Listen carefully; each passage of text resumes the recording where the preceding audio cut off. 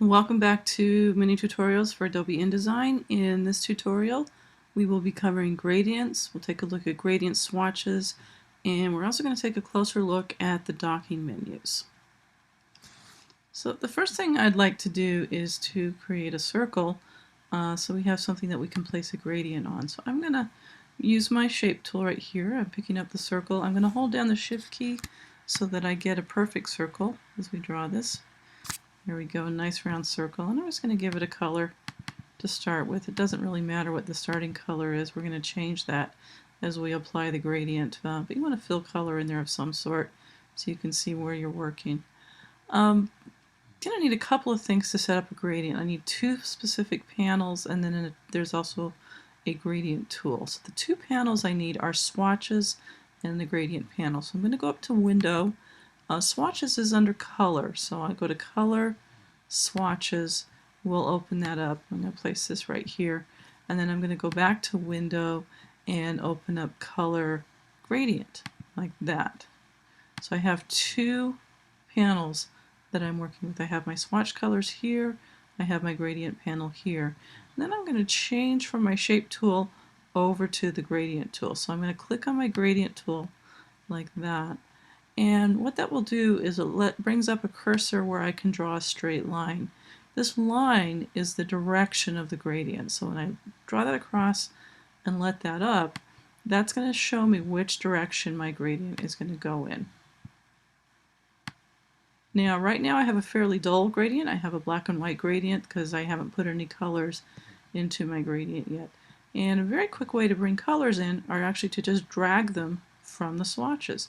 So I can take this color right here, drag that right onto this little bar here and let go, and that's going to bring a color into my swatch. If I want to add another one, I can do that. Bring that down, let go, and I can keep bringing those colors in.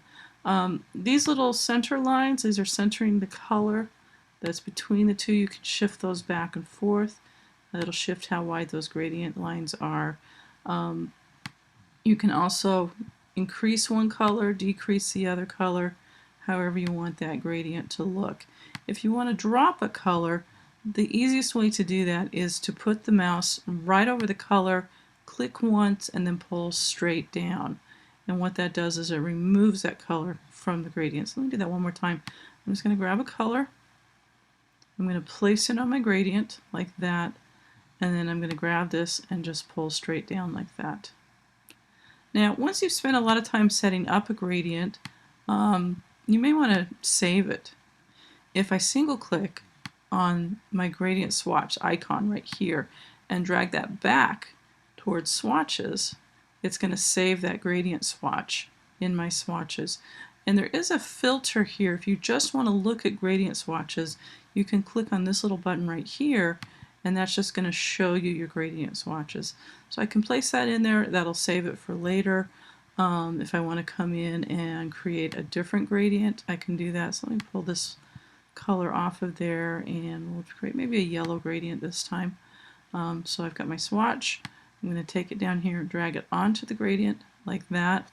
And again, if I want to change the direction of that gradient, I can use my gradient tool over here on the left, drag that down like that, and just draw that in different directions. Now there are two modes for the gradient tool. I've been working with the linear mode, but you can also take this and make it a radial gradient. So it's a gradient that comes out in a circle. And again, the length of that line is going to be how hard or how soft that gradient is. So if I have a fairly short line, I'm going to have a fairly steep gradient. If I have a longer line, then I'm going to have a fairly soft gradient. And again, once I have that gradient where I want it to be, I can grab the gradient icon and drag it up to my swatches, and that's been saved as a swatch. And then again, if I just want to view the gradients, I can go to my gradient swatches, and they're the two gradients that I've created. If I want to apply a gradient onto an object, I can just drag it from the swatches to that object, and it's going to place it right there. The last thing that I wanted to kind of review in this particular video are the docking menus. So I'm going to reset my workspace. I'm going to go to Window, Workspace, Reset. I have it on the Essentials. And that's going to bring up a set of panels which are located in the dock. And you can arrange these however you want to do that. You can pull things off of the dock. So if I want to pull this swatches away from the dock like that, I can pull that over, or if I want to attach it to the dock, I can bring that up. There are a few panels that have some relationship. Gradients and swatches are a set of those, and sometimes when they're connected to the dock in certain versions of InDesign, when you open one, it'll close the other. So in those cases, you really have to pull the panel away from the dock so you can get that. If I double click on this, it's going to minimize it like that. If I double click again, it'll open that up.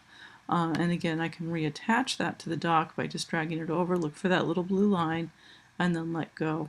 You can rearrange things in the dock. You're not stuck with the order that's here. So if you like things in a slightly different order, you can do that. Or you can close a panel entirely by hitting the little button in the top left, and that will just remove it completely. So I can grab that, hit my close button, and it takes that panel away.